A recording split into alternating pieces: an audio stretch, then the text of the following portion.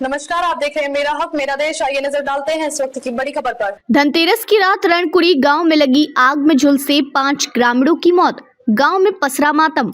धनतेरस की रात रणकुड़ी गांव में लगी आग में झुलसे ग्रामीणों की मौत, गांव में पसरा मातम। धनतेरस की खुशियों भरी रात रणकुड़ी गांव में जो भयावह हादसा हुआ उसकी टीस अब गांव के हर घर में महसूस की जा रही है।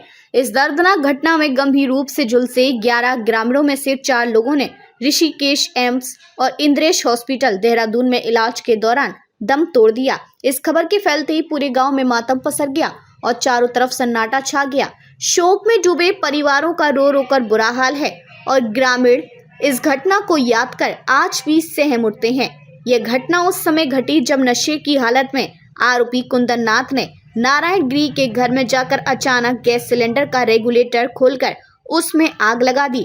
एक पल में ही पूरे घर में आग की लपटें फैल गई और वहां मौजूद 11 लोग इस आग की चपेट में आ गए।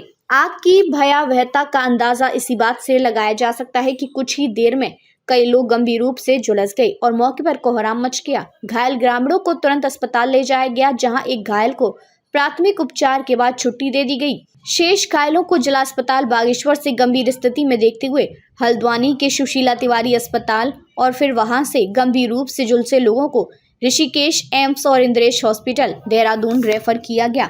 इलाज के दौरान 65 वर्षीय भगवती देवी पत्नी मदन नाथ ने ऋषिकेश एम्स में दम तोड़ दिया, जबकि इंद्रेश हॉस्पिटल में इलाज करवा रहे 22 वर्षीय जीवन गिरी, 21 वर्षीय विनोद गिरी और 42 वर्षीय मुन्नी देवी भी जिंदगी की जंग हार गए।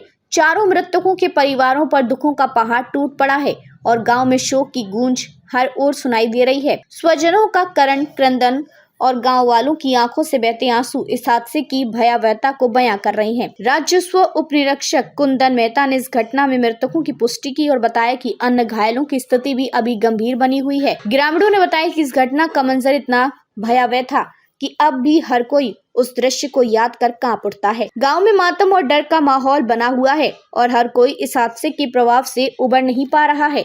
घटना के बाद से गांव में हर घर शोक में डूबा है। लोग एक दूसरे का सहारा बनकर इस दुख की घड़ी में साथ खड़े हैं, परंतु इस त्रासदी का घाव इतना गहरा है कि शायद ही कभी भर पाए। कि समाचार बनने तक नई खबर आई है। इसमें अभी कुंदन नाथ जिसने घटना को अंजाम दिया, उसकी पत्नी बीना देवी की भी मृत्यु हो चुकी है। अब तक के लिए बस इतना ही। फिर होगी आपसे मुलाकात ऐसी एक और बड़ी खबर के साथ। तब तक के लिए नमस्कार और देखते रहिए मेरा हक मेरा देश।